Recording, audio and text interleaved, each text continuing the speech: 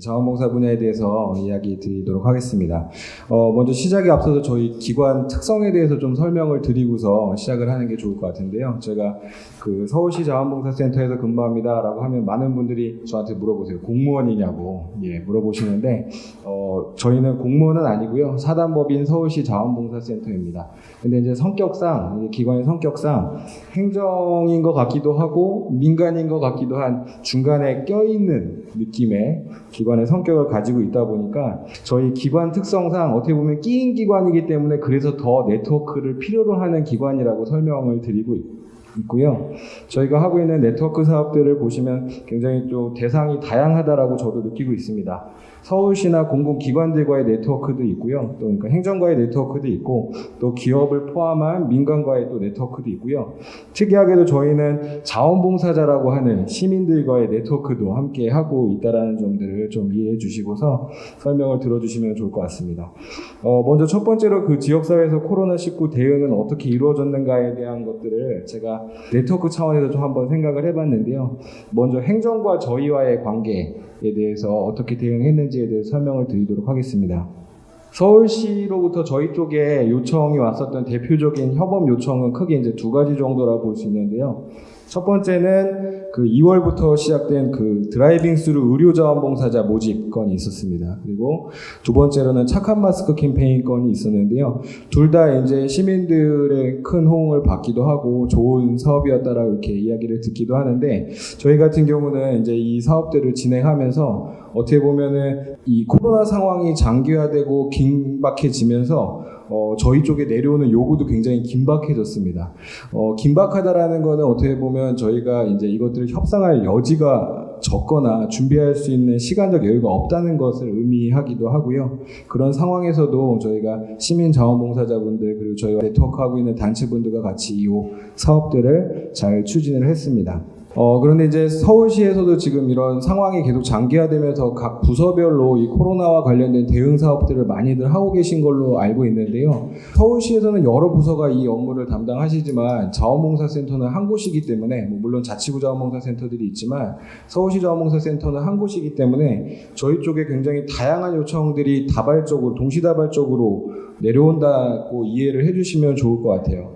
그러면서 이제 대응 과정에서 시간적 여유가 없거나 자원봉사 운영에 대한 이해가 없는 상태에서 자원봉사자 몇 명 필요합니다. 몇 명 보내주세요. 라는 식의 요청들도 많이 있습니다. 근데 이런 것들이 어떻게 보면 이제 제가 뒤에서 설명을 드리겠지만 자원봉사자분들이 현장에 들어가서 역할을 하시게끔 하는 과정들이 그렇게 순탄치는 않았어요. 그래서 이런 부분에 있어서 저희가 문제의식들을 가지고 있고요. 밑에 이제 센터의 특성상 재난 같은 긴급 상황에서는 시와 어떤 수직 구조를 통해서 정보들을 공유하고 서로 업무를 보고하거나 시달하거나 이런 구조적인 문제는 어쩌면은 저희가 내부적으로 진행할 때 업무의 혼란감들도 있고 업무의 과정도 있었는데 그 이유가 이제 서울시뿐만 아니라 행정안전부 여러 이제 부처로부터 이런 요청들을 많이 받아서 그런 업무적인 과정과 혼란도 있었다라는 것들 이해해 주시면 좋을 것 같고요. 민간과 민간의 네트워크에 대해서 좀 설명을 드리면 이번 특히나 저희가 네트워크 사업을 기반으로 하고 있지만 이번 코로나 상황에서 저희는 네트워크 확장의 필요성을 굉장히 많이 실감했습니다. 과거에는 과제를 한 가지를 두고 그것들을 해결할 수 있는 단체들끼리 네트워크하는 방식으로 사업을 진행해 왔었는데 최근에 들어서 이 코로나 상황 같은 경우는 동시다발적으로 여러 이슈가 있다 보니까 여러 국가의 네트워크가 동시다발적으로 필요한 경우들이 많이 있었고요.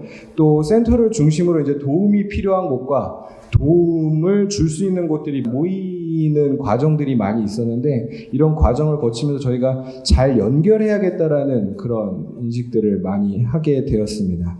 그리고 마지막으로 이제 시민과 민간인데요.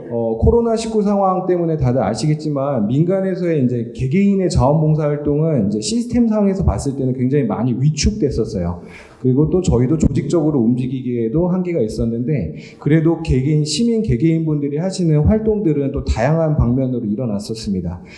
그 과정에서 이제 자원봉사센터는 그런 개인이 보여주었던 봉사활동을 묶어내거나 필요한 것들을 확산시키거나 하는 역할들을 했고요. 뭐 마스크 의병운동이라고 얘기할 정도로 마스크를 만들거나 나누거나 하는 것들도 시민들이 먼저 시작했고 그것들을 행정이나 자원봉사센터가 받아서 같이 진행했던 사례로 볼 수가 있습니다. 코로나19 대응 과정에서 발생한 사회적 문제와 쟁점은 무엇인가라는 질문에 대해서 제가 이제 먼저 첫 번째로 이야기를 했던 거는 이제 그 행정에서 결정된 이슈 중심으로 사업이 이루어지다 보니까 어떻게 보면 그렇게 되는 게 어쩔 수 없는 부분일 수 있는데요. 어쩌면 저희가 협업해서 이 과제를 같이 해결한다는 느낌보다는 그 정해진 이슈를 해결하기 위해서 자원봉사센터는 사람들을 동원한다라는 어떤 보조적 수단으로 활용되는 느낌을 받기도 했습니다. 그러다 보니까 이제 사람들의 관심이 집중된 이슈에 긴급하게 대처를 해나가는 과정들을 통해서 저희는 임기응변을 배우기는 했는데요.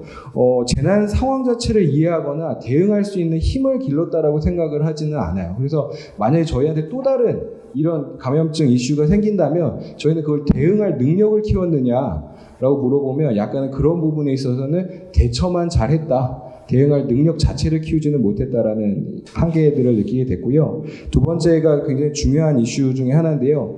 자원봉사의 안전은 누가 담보할 것인가에 대한 부분인데 저희는 이제 자원봉사센터는 1365라는 시스템을 통해서 자원봉사 활동에 참여하시는 분들의 그 안전을 보험으로 저희가 지금까지 계속 보장을 해왔었는데 상해보험이에요. 질병보험이 아니기 때문에 코로나 상황에서는 그분들의 감염에 대한 안전을 보장할 수 있는 어떤 도구도 없습니다.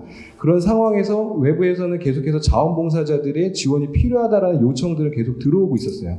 그런데 저희가 앞으로도 주목해야 될 부분들은 이런 질병 상황에서 감염증 상황에서 자원봉사자들의 안전을 우리가 어떻게 담보할 것인가에 대해서 저희 고민이 필요하다라는 부분들 말씀드리고요.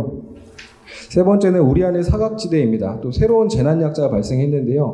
어떻게 보면 이제 전통적으로 약자, 저희가 재난약자라고 이야기를 하는데 전통적인 약자분들은 코로나 상황 때문에 더욱더 부각이 됐죠.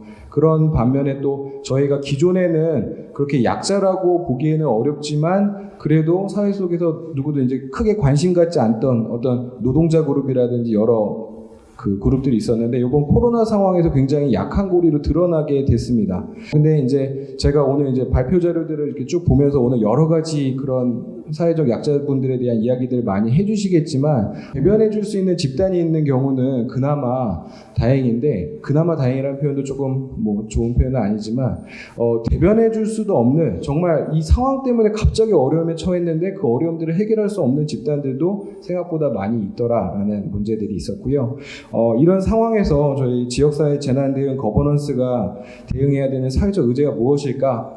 저는 이 고민을 하면서 감염증이라는 특수한 상황이 우리 사회의 약한 고리를 이렇게 드러나게 했던 것들을 보면 어쩌면은 우리는 충분히 서로를 살피고 있었는가라는 그런 고민들을 하게 됐어요. 물론 충분하지 못했다라는 게 제 고민이었고 앞서 설명드린 대로 이제 드러나지 않을 가능성이 높은 분들도 우리 안에 굉장히 많이 존재하고 있기 때문에 그런 분들을 찾아내기 위해서 애써야 하는 과제가 주어졌다라고 이야기를 드리고 싶고요. 그렇기 위해서는 우리에게 필요한 이 네트워크가 굉장히 촘촘해야 된다라는 생각을 했는데 우리 모두가 안전하기 위해서는 우리 사회를 조금 더 촘촘하게 들여다볼 수 있어야 된다라고 생각을 합니다. 그렇기 때문에 이제 여기 계신 분들이 다 사회 각 영역에서 다양한 대상들을 대상으로 사업들도 하시고 만나고 계시지만 이런 네트워크들이 촘촘해지고 또 그 네트워크를 통해서 사회를 보는 눈도 조금 더 촘촘해져야 우리가 발견하지 못하던 그런 사회의 다양한 이슈들을 끌어낼 수 있지 않을까라는 고민들을 했고요. 마지막으로 자원봉사센터는 특이하게도요. 도움을 주시려고 하는 분들이 모이는 곳이에요. 자원봉사 하겠다라고 하시는 분들이 모이는 곳인데요.